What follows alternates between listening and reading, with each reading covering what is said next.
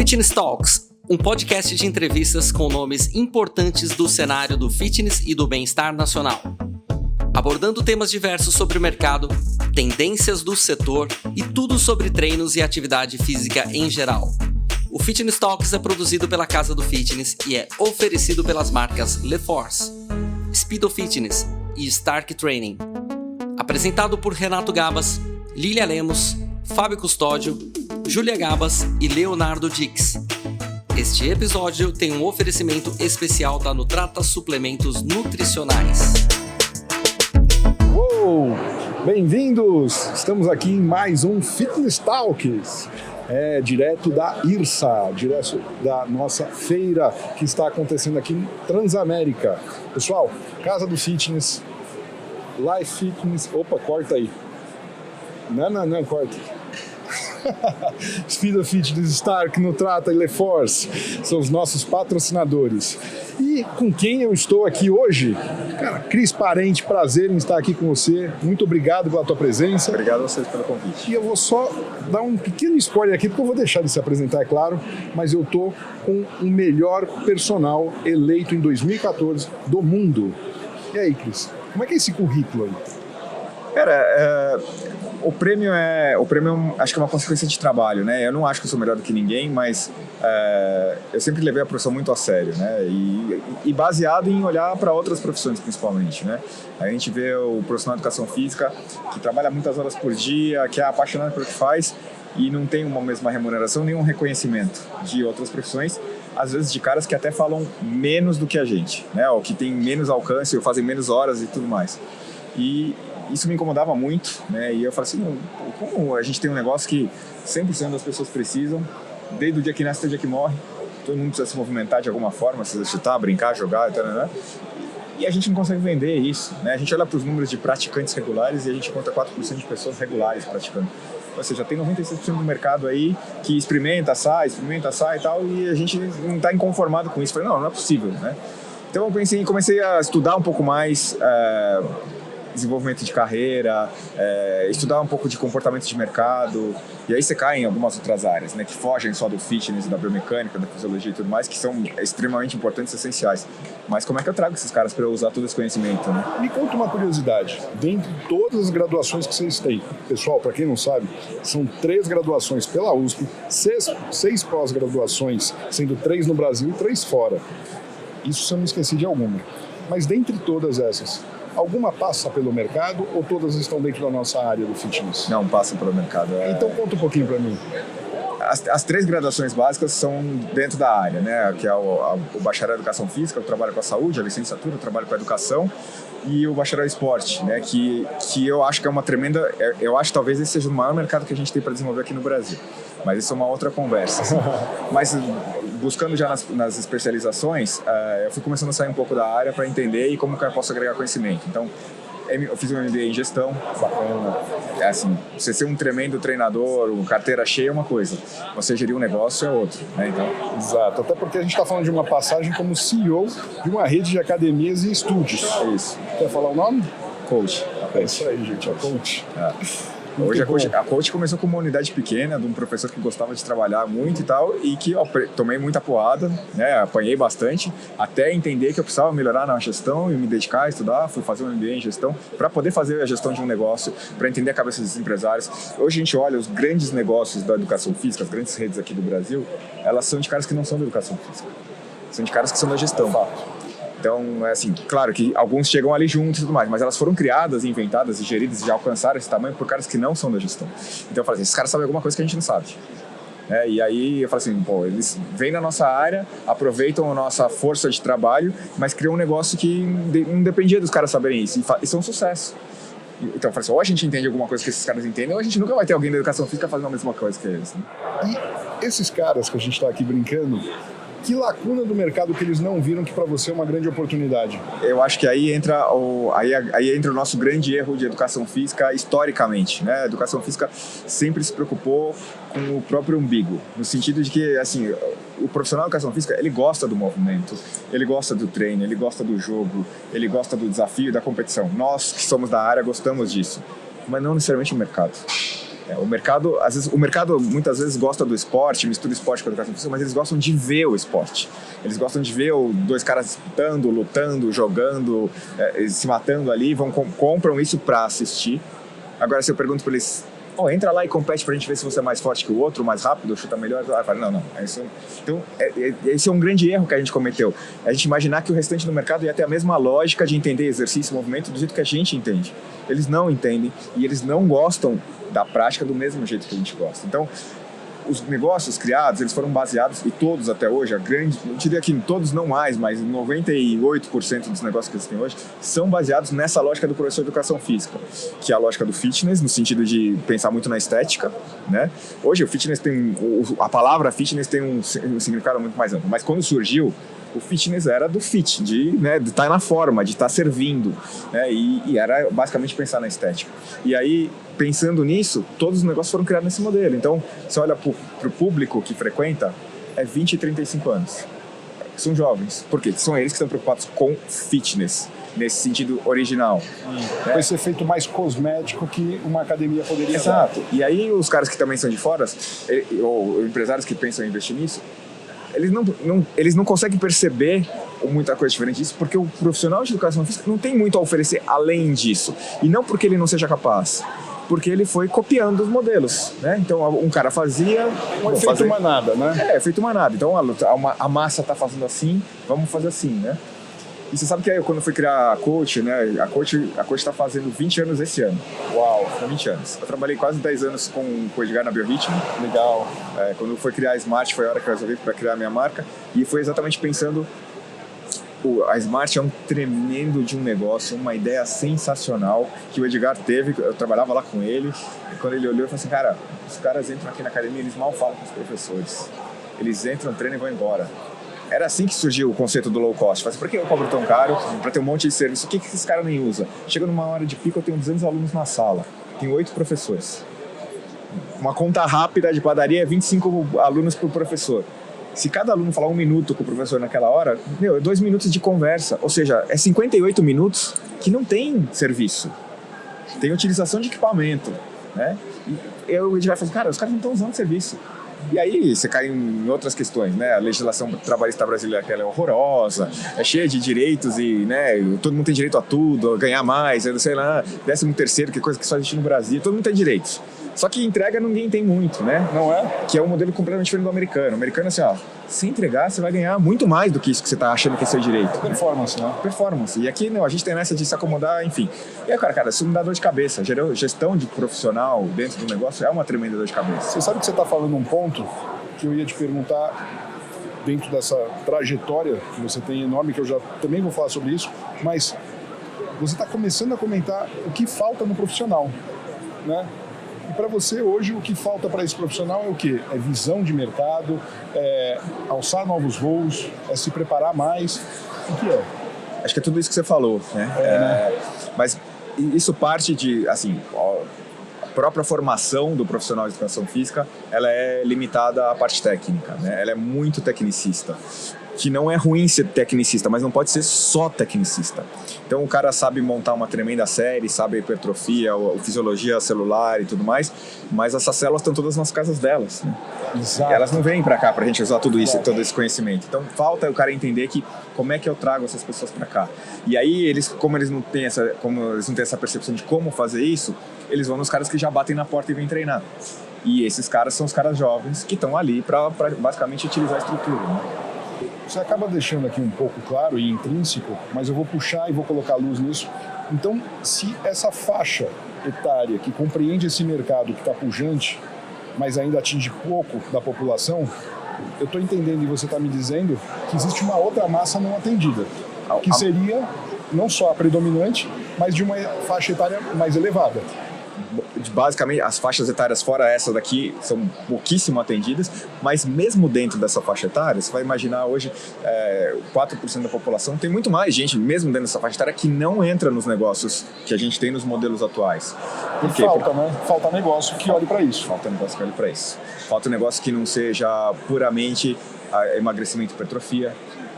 e que vai existir em qualquer tipo de negócio. Uma pessoa que começa a se movimentar e levanta peso aqui ali, vai acontecer. Mas é um negócio que não fala só disso, né? Eu dou um exemplo quando eu vou dar os cursos, as formações. Eu falo assim, olha, se você montar uma loja que na porta da loja está escrito assim, vendo laranjas, ninguém bate na sua porta e fala assim, me vende um tomate.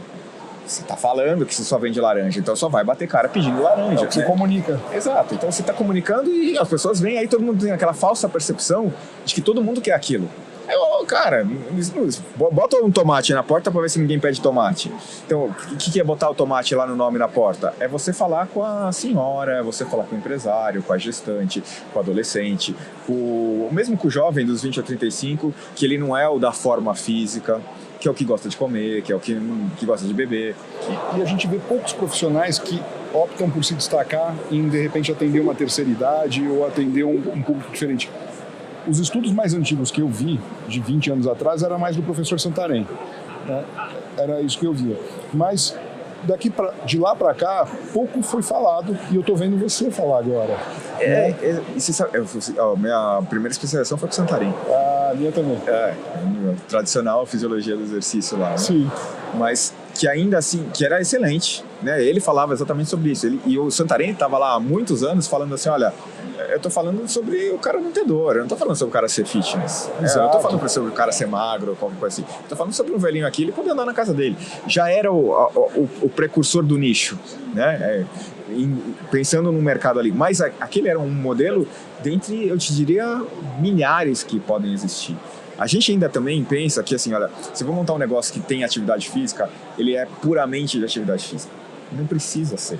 Eu posso montar um espaço para a terceira idade, que não seja para o velhinho que tem dor, mas que seja para as senhoras da região ali, que os filhos já saíram de casa, mas que gostam de cozinhar, e uma parte do meu negócio é uma cozinha, onde tem receitas, onde elas se juntam e tomam um chá com bolacha, e na outra metade da hora elas se movimentam, fazem uma dancinha, levantam um pouco de peso, qualquer coisa. A gente está bitolado que o negócio fitness, ele é puramente fitness. Tem que ter uma estrutura e uma composição clássica de uma academia. Exato. E aí, não, e o que você está falando é essa pessoa ter uma qualidade de vida dentro da vida dela, exato, do cotidiano. Claro, perfeito, é isso. O que faz essa pessoa querer estar num lugar por uma hora? Não é uma máquina de pesos, principalmente para esse público que não é o fanático. Exato. E aí, olha só, eu acho que o público de casa está vendo isso, não tem como não conversar com você e não admirar a tua visão, né, a tua cabeça.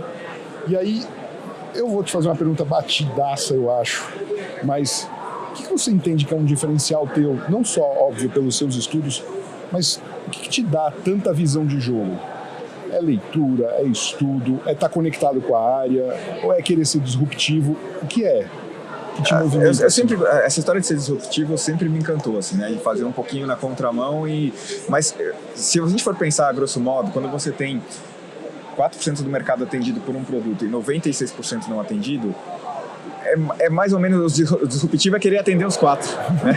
Você fala, cara, a massa tá toda querendo uma coisa e você vai lá para querer atender o 4, você tá sendo disruptivo, né? Só que você e todos estão sendo, entre aspas, disruptivos pensando nesse nicho de mercado.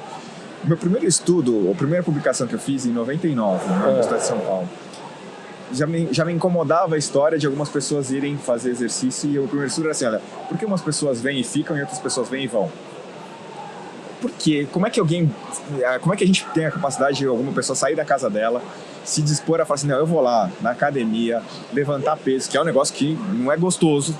Gostoso não é, né? Você pode falar que o resultado é bacana, te deixa bonito, saudável e tudo mais, mas gostoso não é. Gostoso é uma pizza, uma cerveja, e jogar bola com os amigos, e risada, e sexo, e viagem, e treva, isso é gostoso.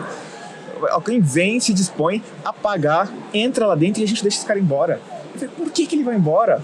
Ele sabe que ele vai viver mais, que ele vai ficar menos doente, mas por que ele vai embora? E me incomodava isso, né? A gente fez um estudo que a gente foi comparar. A primeira coisa que me surgia como ideia foi assim, é porque ele não está entendendo o que está acontecendo aqui dentro. É falta de conhecimento. Aí você olha o que acontece realmente quando os caras entram no negócio, eles entram lá para receber uma série onde ele tem que fazer alguma coisa que ele de verdade nem sabe o que é, mas ele tem que fazer. Você vai sentar aqui e vai fazer 4 de 10 nesse banco, o cotovelo assim, empurra 10 vezes para cima e volta. Por quê? Por que esse banco? Por que 10? Por que 4? Qual que é a lógica disso aqui, né? O que eu tô fazendo? O cara não sabe. Então o primeiro desafio era esse, os caras não sabem. E realmente não sabem, né? Nesse primeiro estudo a gente falou assim, olha, Para um grupo, eles vão fazer uma mesma sequência de exercícios, os dois, mas para um a gente vai ensinar todos os porquês, tudo que está por trás disso. E o outro é a série da academia. Senta e faz assim, ensina a técnica e se vira. E a gente já naquele primeiro estudo falou assim, olha, a regularidade de frequência, porque medir resultado por tamanho do músculo, ou por... Eu acho uma grande besteira, né? Mas o que mais me importa é assim, o que eu faço que esse cara não quer mais parar de vir? Exato. E aí esse grupo que você ensinava, o cara tiver uma frequência de 80 e tantos % contra 50 e poucos %. Ou seja, faz diferença aprender, mas não era suficiente para o cara botar aquilo pro resto da vida dele. Então tem coisa além. Então primeiro aprender, entender, modifica. Já elevava a retenção. A gente é da área, a gente entende, a gente se propõe a fazer esforços ali que você fala, se você um cara olha de fora, fala que se vê um extraterrestre e olha para um cara aqui sentado numa máquina levantando 50 kg pro alto e levanta da máquina, esses caras são meio loucos. Mas a gente entende e por isso a gente se propõe aquilo. Mas falta o outro lado emocional, de como é que eu faço o cara gostar daquilo. O gostar é diferente, né? É mudar o comportamento, é mudar chaves mentais. E aí a grande falha nossa, eu acho, porque a gente não estuda comportamento. A gente quer mudar o comportamento de uma sociedade sedentária para ativa. A sociedade é sedentária, eu quero que ela seja ativa. Isso é mudança de comportamento. Comportamento é psicologia. Exato. E não trabalha os gatilhos que justamente vão alavancar esse comportamento, essa mudança. Que é um padrão, né? Claro. Ela tem um padrão enraizado, que ela entende que ela é assim. Ela é assim. E olha que legal, enquanto você falava, eu estava pensando, poxa, um estudo de 99, e a gente pega para ver estratégias e esforços de LTV, de processos de retenção, ainda não contemplam isso. Não. Que você viu em 99. Claro. Eles vão procurar ir numa linha muito mais de bonificação, gratificação ou qualquer outra coisa no modelo de escambo, de troca. Exato. De uma coisa fraca, que no final não muda hábito. Não muda hábito. É um sistema de recompensa. Exato. E não um sistema de consciência. Exato. Que são os porquês. Exato. E mudança de hábito, que você trouxe em 99. Na verdade, eu não acho que eu trouxe, eu acho que eu fui buscar isso em... Colocou a luz, né? Coloquei a luz, eu acho que assim, me incomodou aquilo ali, e aí comecei a ir além. Falei, cara, além disso tem história, porque esse modelo aqui, que o cara não gosta, não entende e tal, ele não começa na academia, ele começa na escola. Aí você pega um cara que na escola tinha um modelo ultra competitivo, é o mesmo modelo da academia. O modelo de educação escolar é exatamente o modelo da academia. Quem sobressai na academia? O fortão, o saradão, a saradona e tudo mais, o cara que suporta, que aguenta e tal, domina o espaço e tal, expulsa os gordinhos de lá de dentro, as velhinhas e tudo mais. E na escola o modelo é igual. Quem que domina? É o habilidoso, que chuta a bola bem, dribla bem e tudo mais, e foge da bolada da queimada e tal. E quem sofre? O gordinho, o que eles chamam de nerd, né? O nerd é o que vai ser engenheiro, vai ganhar 5 vezes o que o cara ganha na educação física, mas aquela área era só. Então ali a gente entende assim, ó, tem uma mochila que está sendo colocada. E aí, enfim, a gente podia ficar falando um ano aqui, mas isso aí você vai para o processo educacional, por exemplo. Eu ia falar, você acabou de entrar num negócio que processo educacional. Quem se destaca é o habilidoso e quem tem capacidade de memória. Exato. De guardar e reter informações. Claro. Independente do uso. Aí essa pessoa faz uma prova e é tido como bom. Claro. Bate lá na prática, ela não consegue utilizar. Não, porque falta outro tipo de inteligências. Eu concordo muito contigo que você está trazendo. E aí você vai assim, o modelo educacional geral, de todas as disciplinas. E ontem eu estava dando uma palestra para uma pós-graduação na Argentina online, né? Uma cidade no interior da Argentina, uma universidade lá. E aí um super professor lá da universidade, 76 anos, um nome muito respeitado lá, e respeito muito tudo que ele falou, ele traz uma visão interessante e tal, mas que ainda assim, né, você vai olhar, mesmo um cara que é estudioso e tal, ele na hora que eu comento alguma coisa, ele percebe algumas coisas ali que na lógica dele fala. E por que eu tô te falando isso? Porque ele fala exatamente, ele fala assim, olha, a lógica nossa, humana, né, partindo de um ponto de vista antropológico, né, a lógica do ser humano, do DNA nosso, é economizar energia. Gestão de energia. É gestão de energia, né? Economizar energia. Então, a gente está falando que as pessoas não vão na academia, mas a lógica nossa é realmente não fazer exercício. Eu falei, peraí, tá bacana seu raciocínio, mas tem um problema, tem uma falha no seu raciocínio. Lá na pré-história, quando a gente vivia 8 anos, 10 anos, 12 anos e a gente foi aumentando o tempo de vida, a gente começou a aumentar o tempo de vida e aumentar a nossa estrutura na hora que a gente foi na lógica contrária dessa. A gente começou a viver mais, ficar mais esperto, mais inteligente, na hora que a gente começou a correr, movimentar, pular e tudo mais, né? Então, a gente não pode se prender no que o corpo quer, todo animal quer economizar energia, mas a gente precisa de comida e a gente vai atrás e a gente faz isso regularmente, a gente começa a comer melhor e começa a se movimentar mais e a gente cresce e se desenvolve. Mas aí a gente cai naquela história de assim, olha, ele quis cair naquilo, assim, não é natural do ser humano o movimento. Eu falei, não é É sim, se você pegar uma criança e você largar ela solta aí, só monitorando de longe, sem ninguém ensinar ela não para quieta.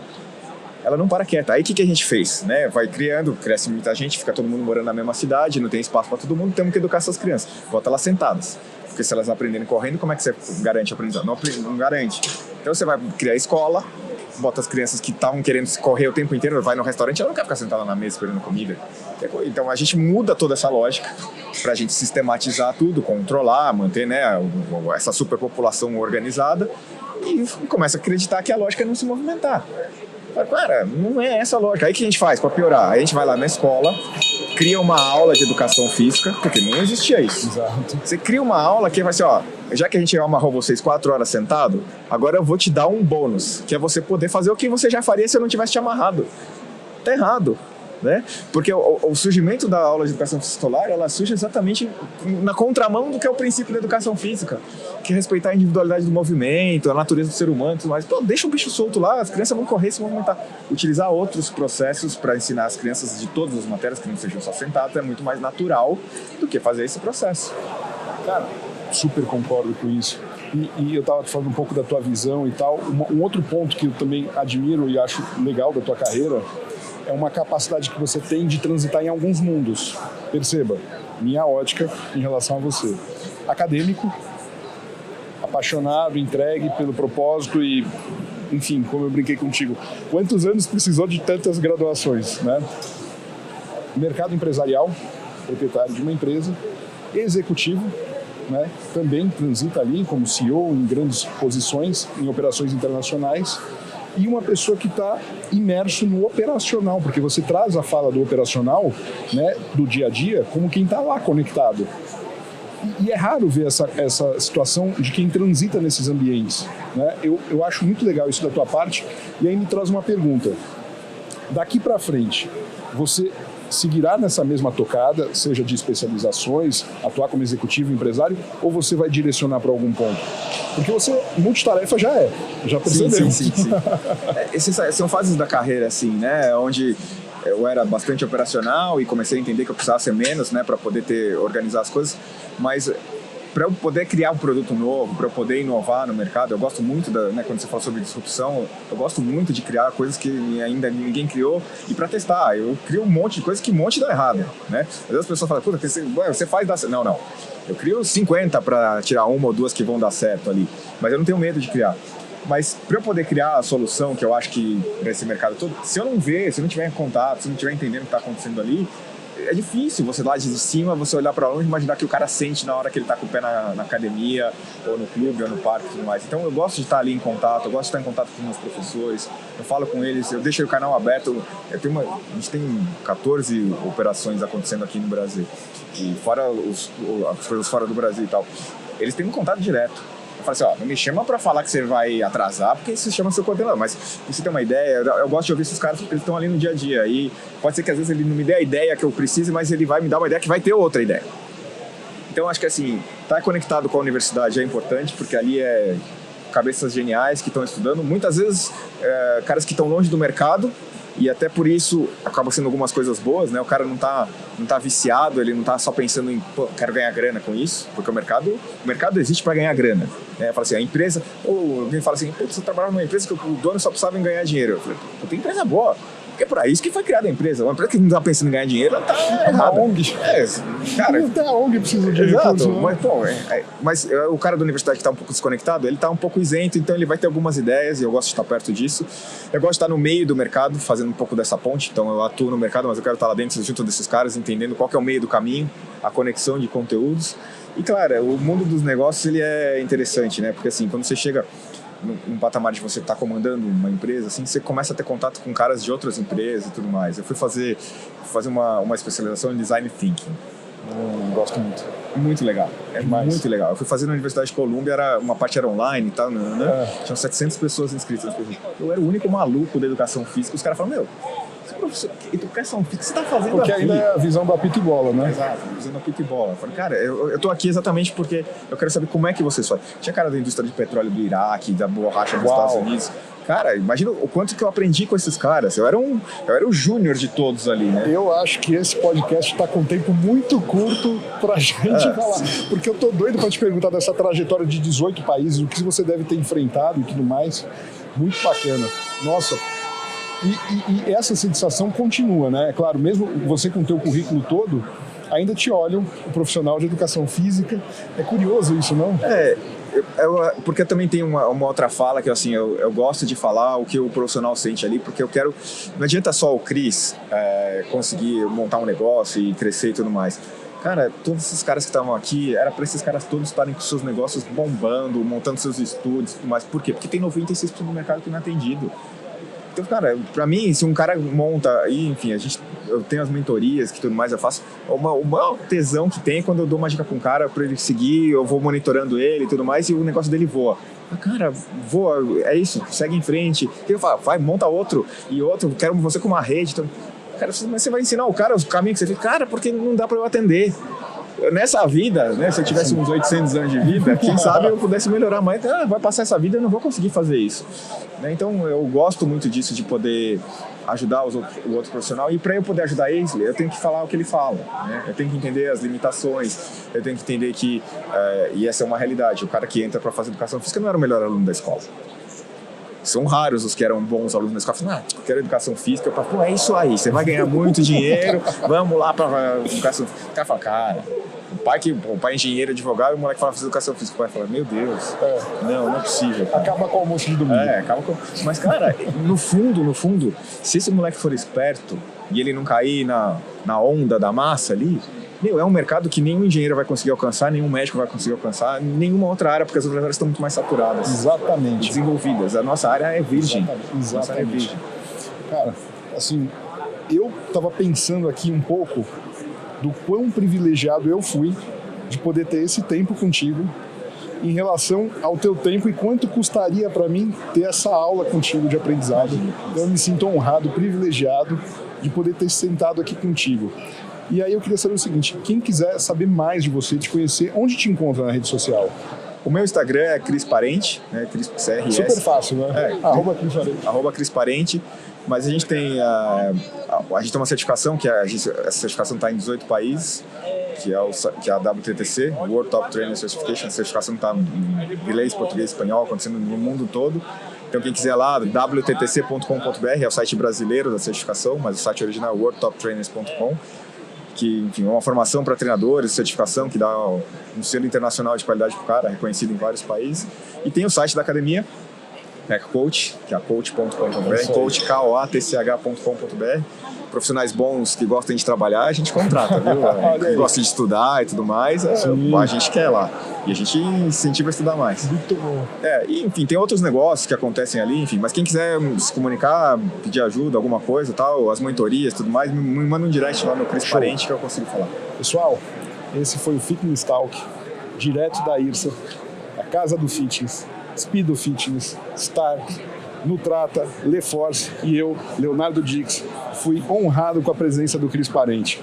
Obrigado, Cris, mais uma vez. Eu estou felicíssimo. Você não imagina o quanto que eu já era teu fã. Obrigado. Eu que agradeço a oportunidade. Acho bacana a união das marcas, da força e tudo mais. E acompanho o trabalho de vocês. Sei que vocês também caminham para esse lado diferente, de falar de um jeito diferente sobre o que a gente precisa na educação física. Então, me agrada estar aqui. Que bom. Gratidão. Obrigado. Obrigado a vocês. Você ouviu mais um episódio do Fitness Talks, um oferecimento das marcas LeForce, Speedo Fitness e Stark Training. Para mais episódios, siga-nos no YouTube e no seu agregador de podcast preferido e no Instagram, @Casa do Fitness.